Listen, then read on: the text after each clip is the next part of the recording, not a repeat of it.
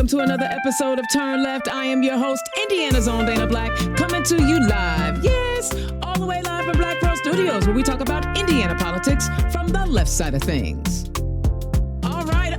Welcome back to another episode of Turn Left, Indiana's own Dana Black, bringing you the candidates up and down the ballot so that you know who the Democrats are, baby, because there's so many of us. There's some wonderful people out there putting in the work. And it's up to us, right, to help them out. So today I have another fantastic candidate for you to get to know. Y'all, welcome to my show today. We have Kelsey Kauffman running in House District 44. Miss Kelsey, welcome to the show. Thank you very much. How are you doing today?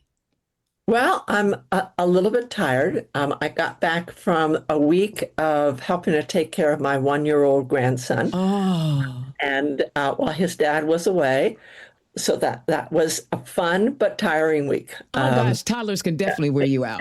Yeah. That's why you're a week. I give them like 4 hours. That's it. So tell the people who you are and where you come from. Okay.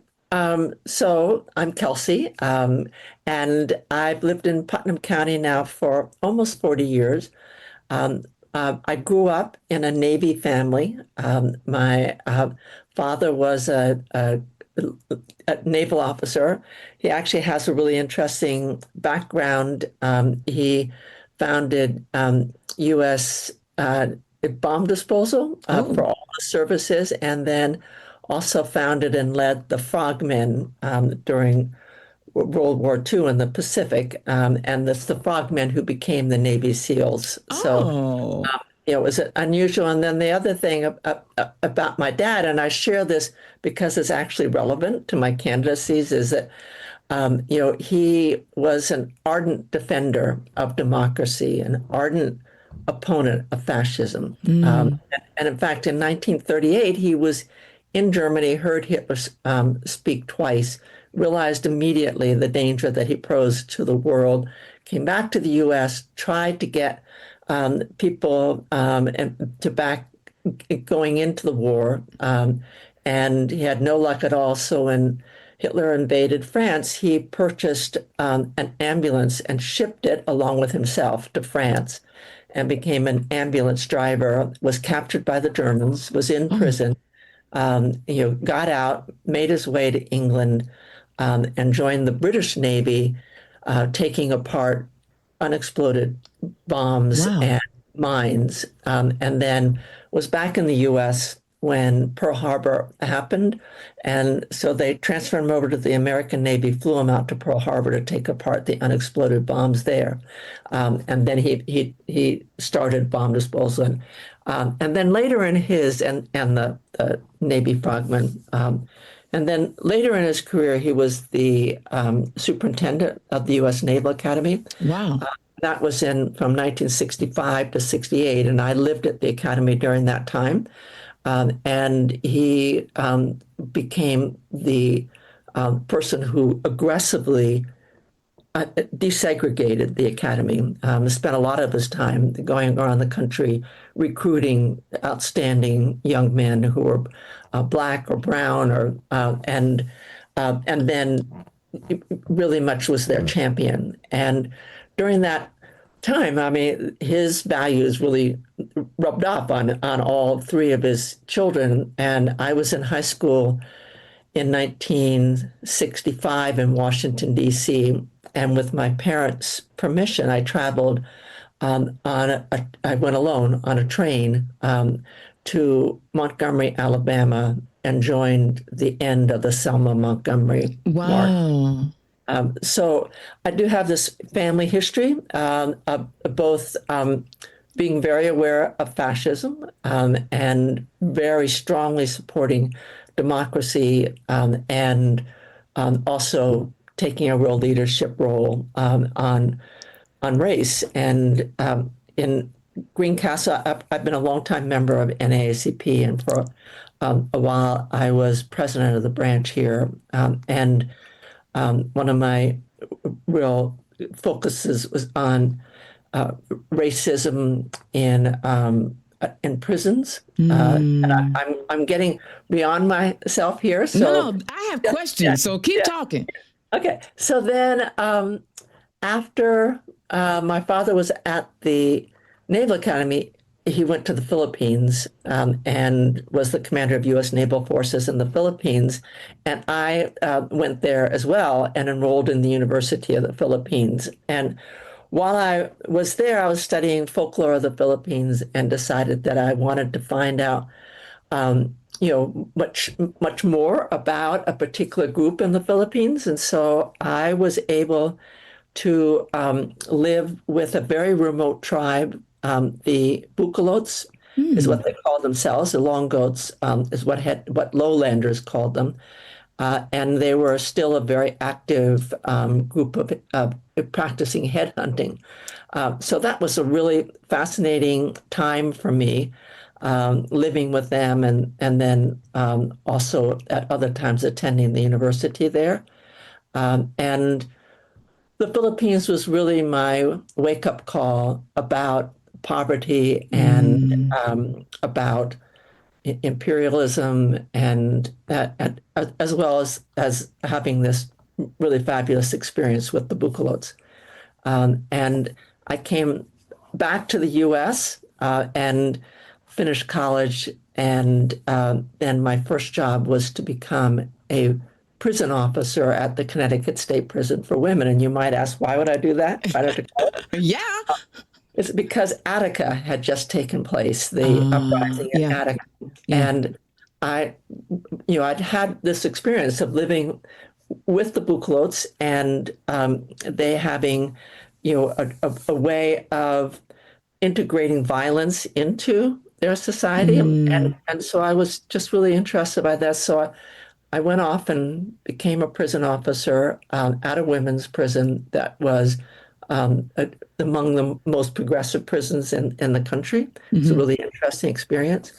But I became really interested in what happened to prison officers, even at a prison like ours, that the change being really dramatic.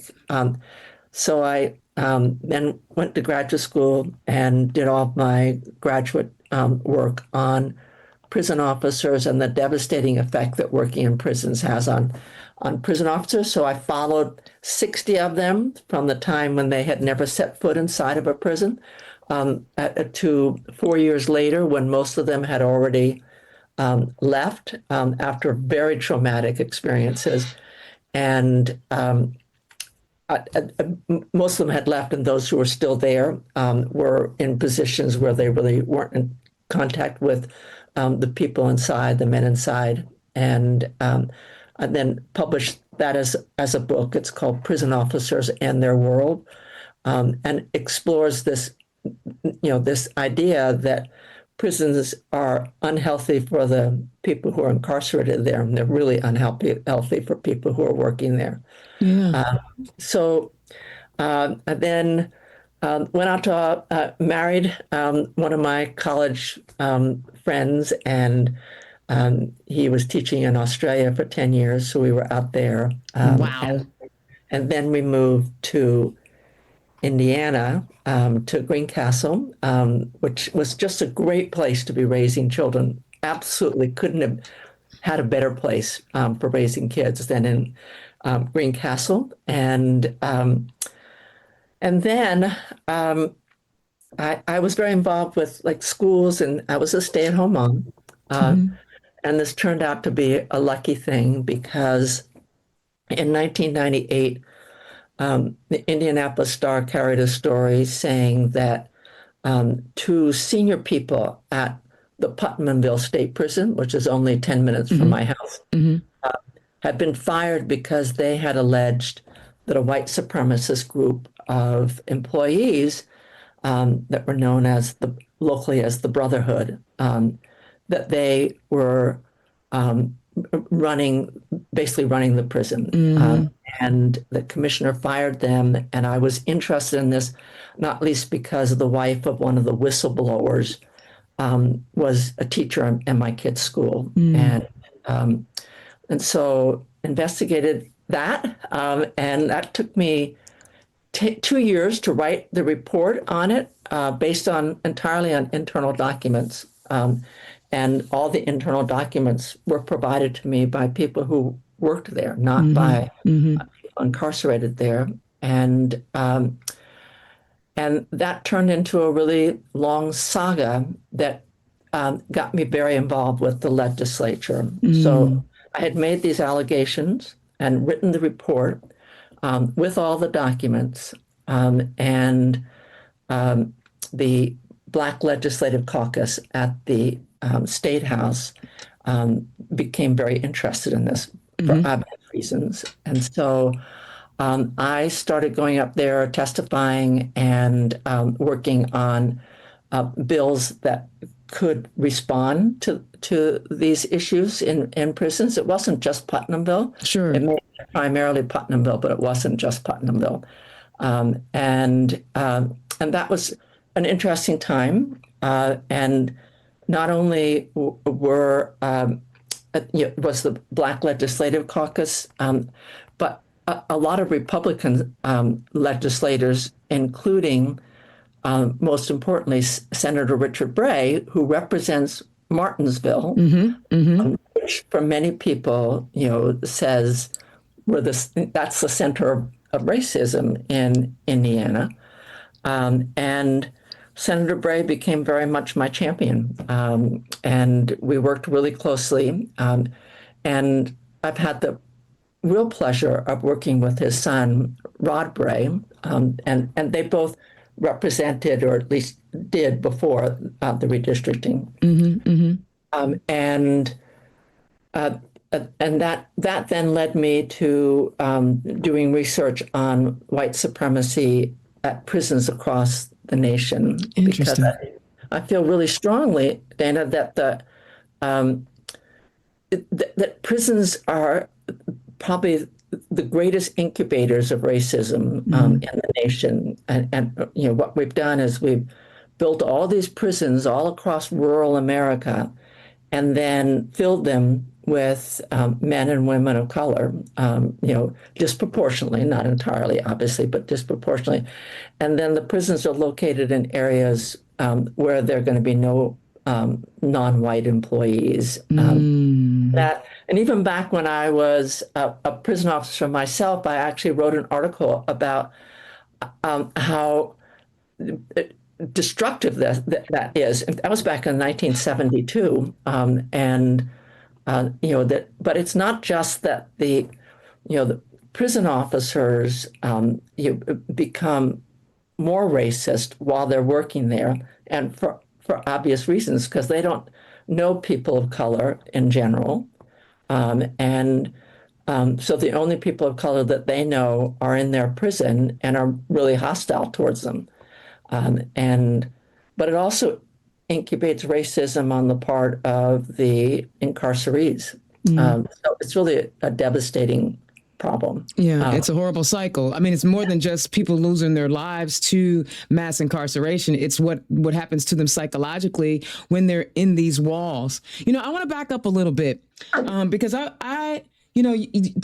glad you told the story of your dad and how his life experiences kind of shaped some of the things that you did in your youth.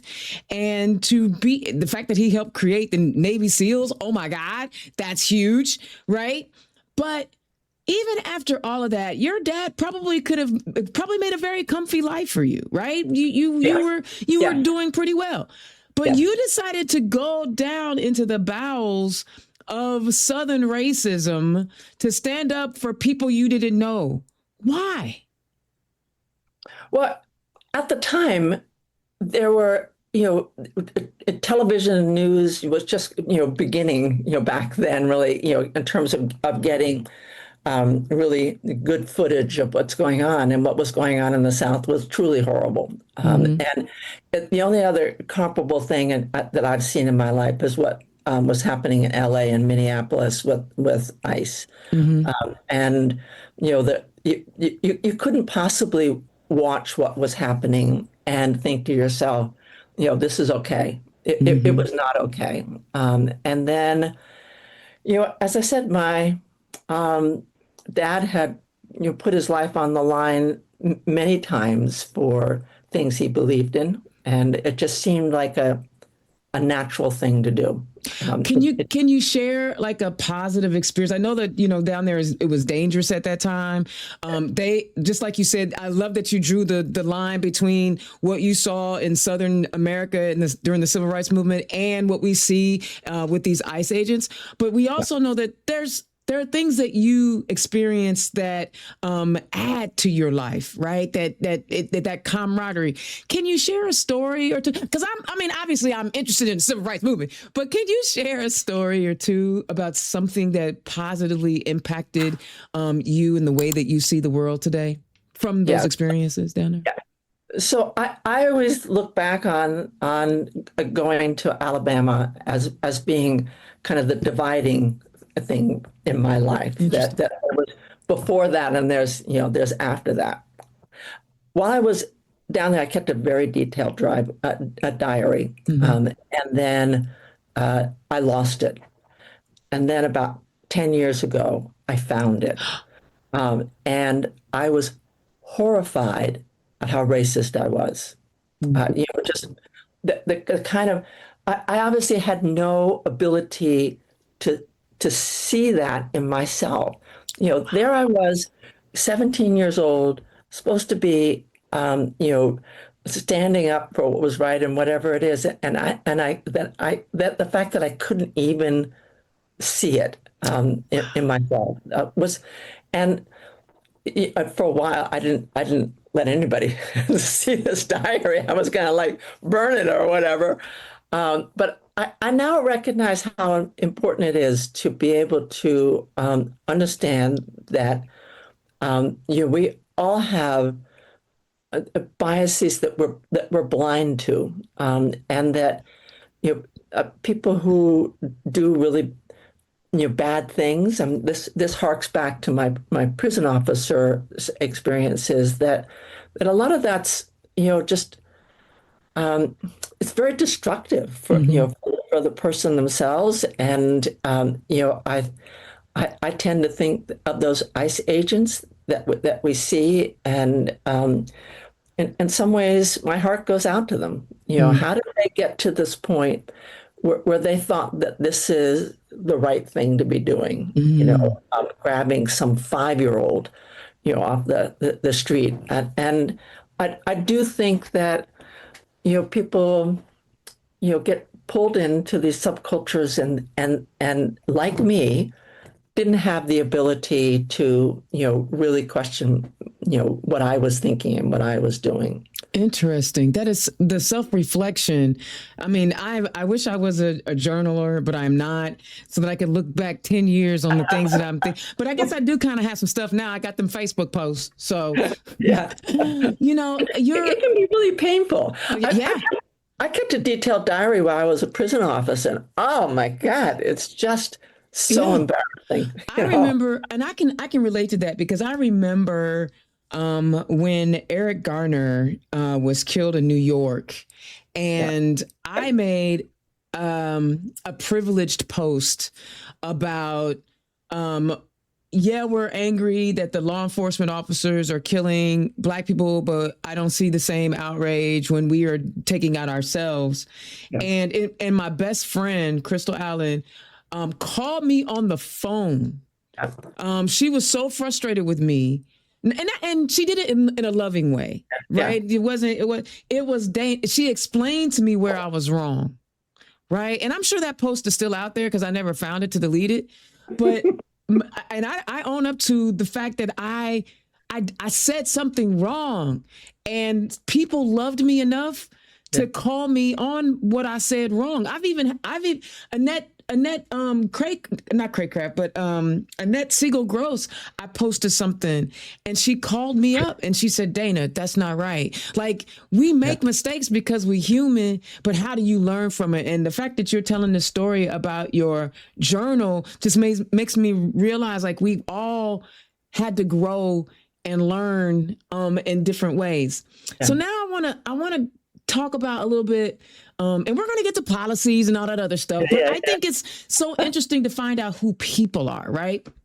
just like you study police, the prison guards, right? And the fact that you have such empathy for ICE agents, I ain't got that right now, but you got it, and I'm gonna let you hold on to it.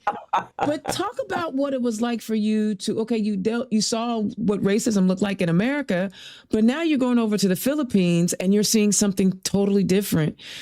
How did it change you, or what did you learn from being in a totally different culture where you're immersed in different language, different foods, different way of seeing the world? What kind of positives did you get out of that? Oh, so much. I mean, I think of that as the other crucial kind of, turning point for me. For one thing, to see so much ostentatious wealth, juxtaposition to, the really bad slums, there. And, and I loved the Philippines, and the University of the Philippines was the best college or university I ever attended. Wow. In terms of what I learned. But, the living with the Bucolots was, I think, the most instructive thing for me. Okay, so they were, as undeveloped as almost any group you can imagine. No contact, basically, with the lowlands, and had been isolated for centuries, Centuries, probably. right? Yeah, and here they were practicing something that I really disapprove of, which is headhunting. Right. And I absolutely loved the people. And I think actually, probably the happiest time in my life was living with the Bucolots. And so, I mean, there were people who had zero wealth, zero power outside of their own small group, and yeah, it was a delightful experience. I love it. I love it. And I knew when I saw your picture that I was going to enjoy talking to you because, experience is a good teacher, right? I love the energy and vivaciousness of our youth. I love how, many of those who are still on their, journey of self-understanding. I love all of that. But I knew as soon as I saw your picture, I was like, oh, I'm going to enjoy this conversation. You have traveled the world. Your dad, either as a child with your dad or on your own, excuse me, as a young woman in the 60s and early 70s, which was not something normal, right? Because we still hadn't had women's lib yet. You have experienced different cultures. You have written books and articles. How will all of these lived experiences shape how you will legislate in our Indiana General Assembly? Yeah, so one thing I should say, I actually had a lot of experience at the legislature.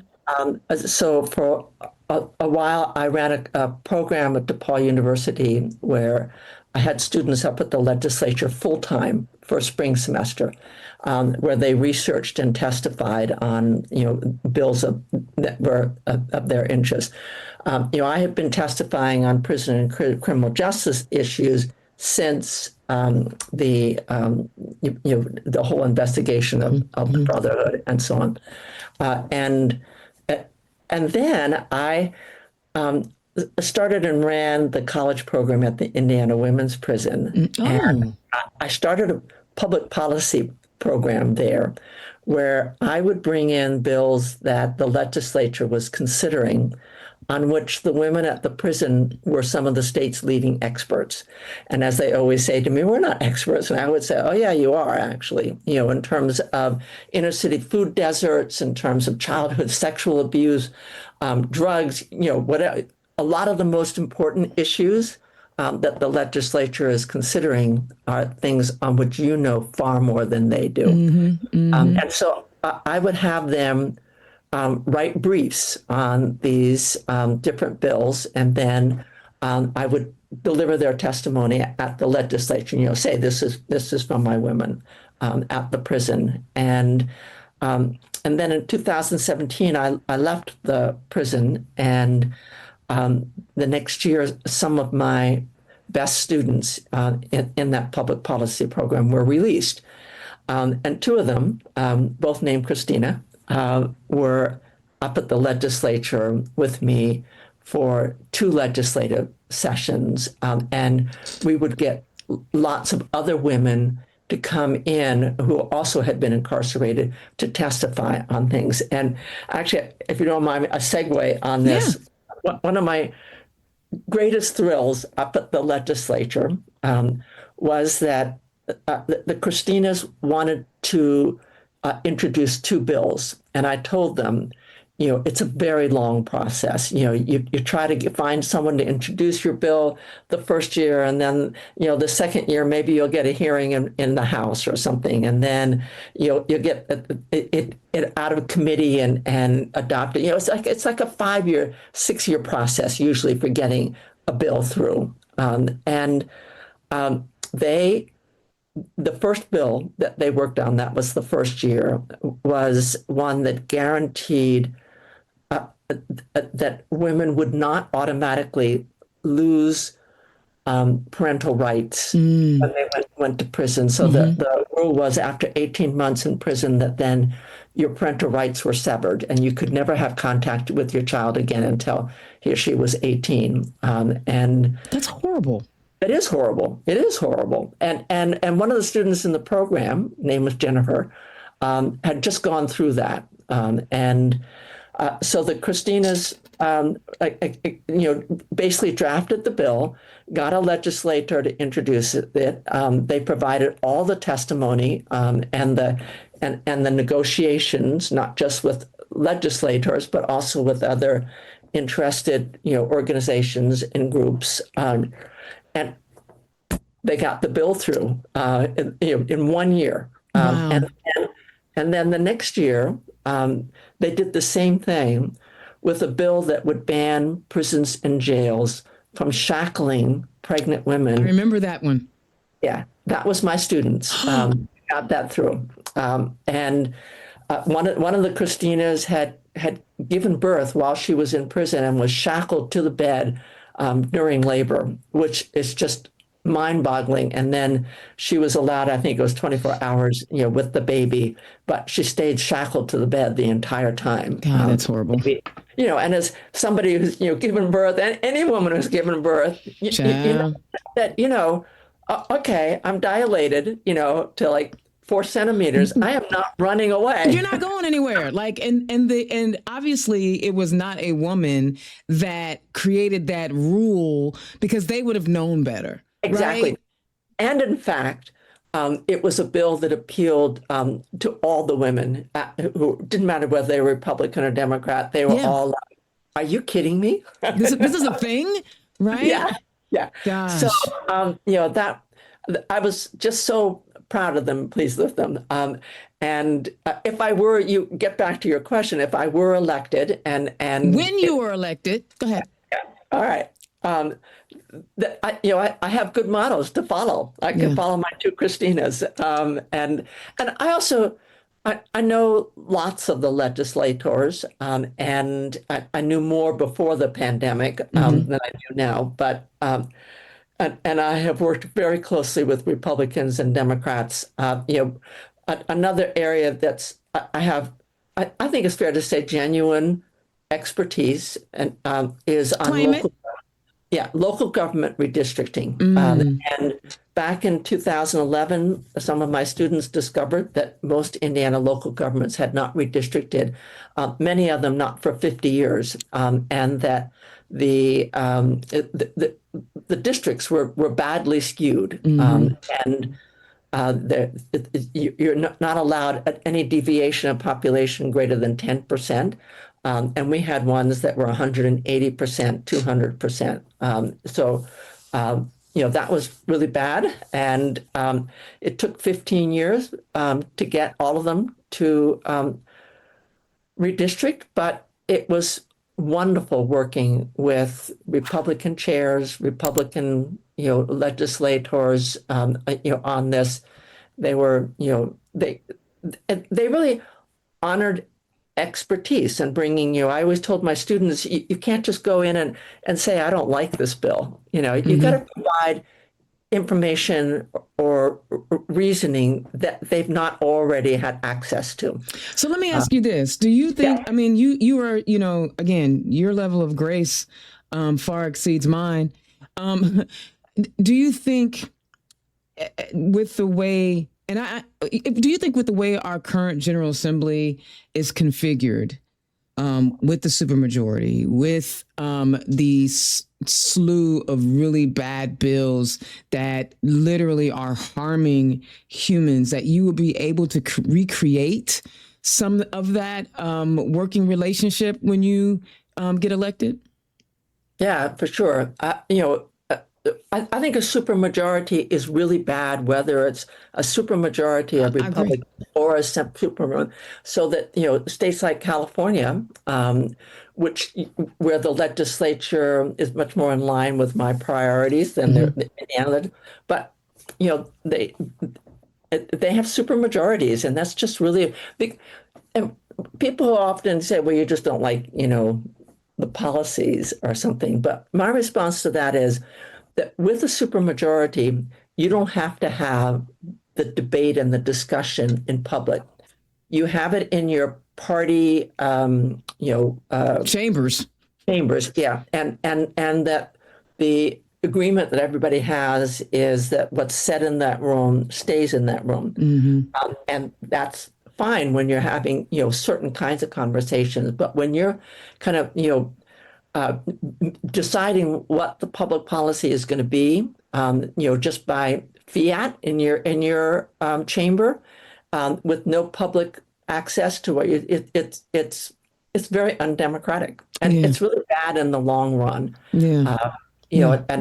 So I'm opposed to supermajorities no matter what, but I'm not sure quite what structurally I would change it to. I love the idea of ranked voting. Ranked choice voting. But see, these guys have already passed a law that says we can never have ranked choice voting in Indiana. Like that's the thing that I'm talking about. It's like they're not necessarily interested in what the people want. They're interested in power, right? Like so let's get to some policies, because I can talk to you all day. Wait. I want to just say, I mean, you look at the Republicans who risked an enormous amount. 7 people. Not to do redistricting. 7. Well, it was more than 7, because the 7 are the people who ran this year, as opposed to the others who are running in 2 more years. Oh, that's right. I forgot about that. For example, Rod Bray and Brent Clark, who are the 2 senators from our district, they voted against the redistricting, and they're not vulnerable until 2 years from now. Right. Okay. Thank you for that.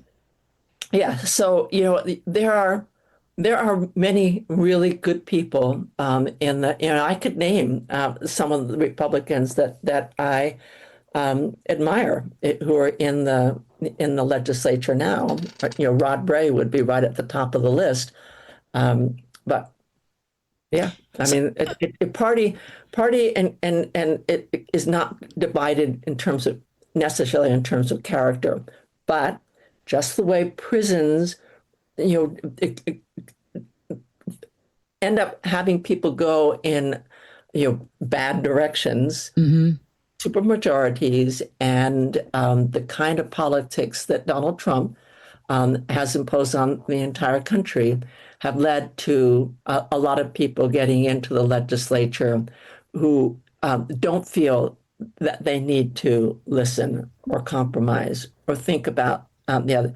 And that's the effect of having prolonged supermajorities. Yeah, but see, okay, and you're teaching me here something, because I struggle with the idea that these people were elected to represent their communities, but they have allowed someone in DC and their policies to bully them into not actually representing the people. And so I hear you say, and I'm sure that these folks are some, genuinely nice people, right? But to suggest that we don't need diversity, equity, and inclusion because you don't want to hear about Black history, that don't make me feel all warm and fuzzy inside about these folks. You see what I'm saying? Or that you're going to tell us that women can't have body autonomy doesn't make me feel all warm and fuzzy inside. So yeah, I feel like you were giving me hope that like maybe, but I don't know. I don't know if I'm there yet. I'm gonna, but that's why you're on the ballot and I'm on a mic. I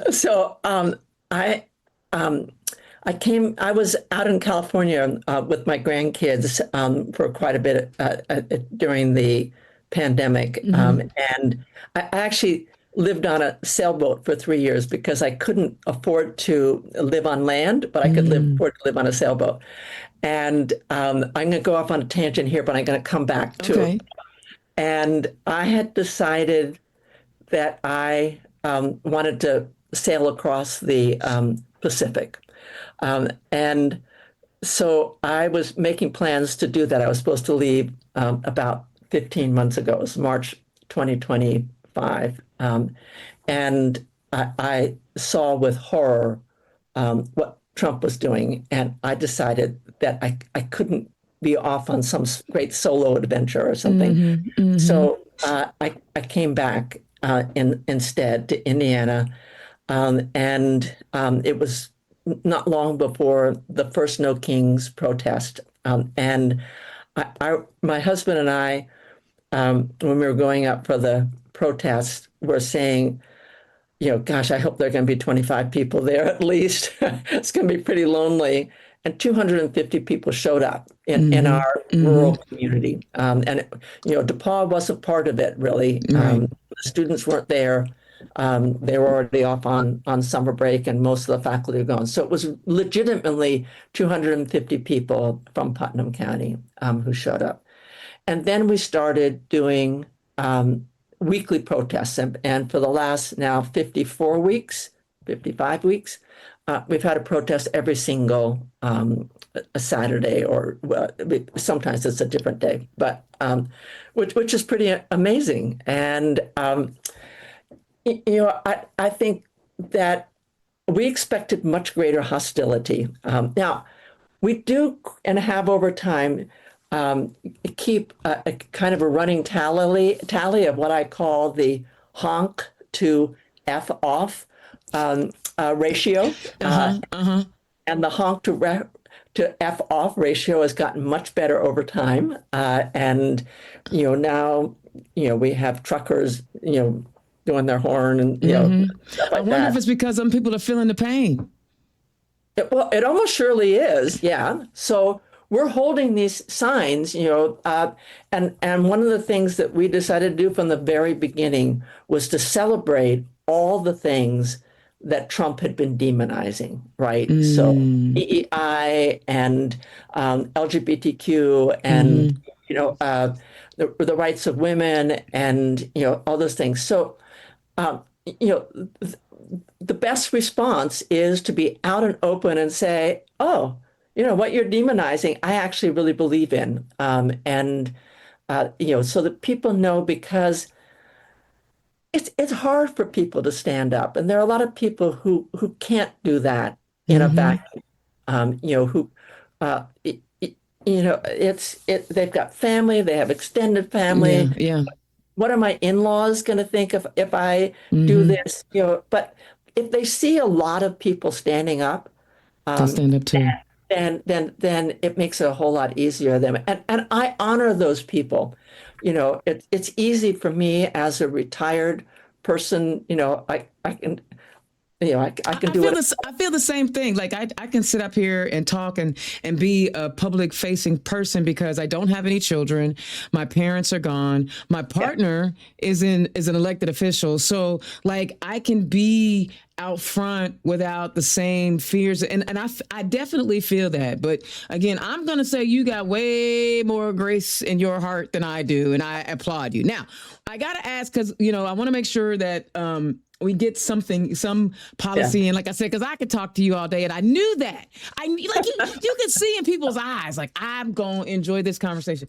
Give me the three top issues that either that you're hearing when you're knocking doors or how you're framing your campaign so that we can at least know what policies are motivating you right now? Okay. So more than anything else, I'm focused on Homeland Security, mass deportation, the way it's horrible way, unforgivable way that we've been treating people because they're black or brown or are poor or whatever that so um, you know ICE and Stephen whatever his name is Miller. Miller, thank you. The guy that's scared of chalk on sidewalks. That those are the things that they're driving. I don't like all these incredibly evil, stupid, foreign, things. But we're going to invade Greenland, Canada. I mean, all that stuff. But that's not a legislative issue. So what is a legislative issue, and the thing that I was really focused on during this 2026 legislative session was Senate Bill 76. And Senate Bill 76 is forcing even schools and hospitals to cooperate with ICE. And back in January of 2025, Governor Braun held a press conference and said that he wanted all local law enforcement in Indiana to sign what are called Section 287G agreements, where the local law enforcements basically do ICE's bidding. And then in August, less than a year ago, Braun holds another press conference and says, "Hey, you guys, none of you are doing this." And he has really tried to push this, and almost no law enforcement agencies would sign. And the reason is, and it's not because they are Democrats, that's for sure. Right. So all these sheriffs and local police chiefs didn't want any part of the way that ICE behaves. The whole thing about the 287G agreements is that ICE is supposed to train local police officers. What? Yeah. These are our local police be training ICE. They have and they've given sheriffs all over the country, even Republican sheriffs, and, it hasn't mattered what the party was, that they have done terrible things. So again, I'm so proud of our sheriffs and our local law enforcement for not acceding to this. But Senate Bill 76 is forcing it upon them. I literally wrote about that today in my, I submit articles to the IBJ for Forefront, and I literally referenced that particular bill today. Okay, sorry. I just want to let you know I'm with you on that one. Yeah. So, among other things, it is requiring that you can't even have you can't have written policies or unwritten policies that will impede ICE. And that's just to me like, what, you're going to criminalize my conversations, with teachers or whatever. And so I just think that's really outrageous. And so SB 76 was our major effort this year. And now one of the things we're working on is how to best insulate our schools from ICE incursions. There haven't been any in House District 44, but doesn't mean that there won't be. Right. And then what we can do to protect the most vulnerable people in our communities. So my main campaign slogan is, "In our community, we protect our neighbors." Love it. So that's the unusual focus. We're also, one of the other ones is a day's work, a living wage, and another one is patience over profits, which are the much more standard ones. But we're having our county parade on Sunday, and we'll be there with pro LGBTQ and and you know, and Lieutenant Governor Beckwith. Listen, don't you trying to trigger me? You trying to trigger me? We're not going. That little dude. Oh, that little dude. So he came to Putnam County the week after he made those outrageous comments about bringing back hate. Yes. And we were there. We had our no hate signs, and we had a big banner that said, "We say no to hate." And we had it at the First Friday in Greencastle, and people of every political persuasion signed it. So that's the kind of thing, I think that someone like, Lieutenant Governor Beckwith think that they hold the majority view. They don't. And they do not. Yeah. They do. Yeah. Those are the anti-immigration immigrant policy is a great one to try to fight on. And of course, the healthcare patients over profit. I love that you singled that out. I believe when you win, your wealth of knowledge and life experiences are exactly what we need to help shape the policies that are going to impact Hoosiers in Indiana. I could talk to you all day, but people, they're not going to listen to no 2-hour podcast. So we got, we got to wrap this up. But, give us real quick, because you're a very interesting woman. Like I knew you were going to be, and I was going to be all off topic and we wouldn't be talking about policies and all of that. But that is a testament to the woman you are and the life experiences and how much I could actually learn from you. So give us your elevator pitch on why we should be supporting you, Kelsey Kauffman, in House District 44. First of all, voters need a choice. And in House District 44, there was a father and then the son who have been the representative from that district, fine people, no quarrel with them as people. But they've rarely had opponents. The father held the role, and then he went on to Congress, and then the son has it. And so that there's been no choice here for a very long time. But you should know that Donald Trump took 75% of the vote in my district. So, no sugarcoating that. It's an uphill battle. And also that because winning is so unlikely, you have to make sure that you know why you're doing this for, 8 months or something. And the reason is that you can win without actually, ending up in the legislature. And you can win simply by giving people a choice, motivating people to show up, like at the parade on Sunday, or on, our Saturdays, every Saturday, that it's important to change the entire conversation. And there's been basically no conversation in our district because there's been no opposition. So candidates haven't had to justify themselves or earn votes in order to return to power. So I agree with that 100%. I am sitting here right now talking to candidates because in 2014, I vowed that my district, when I was living there in District 88, they were going to have a choice.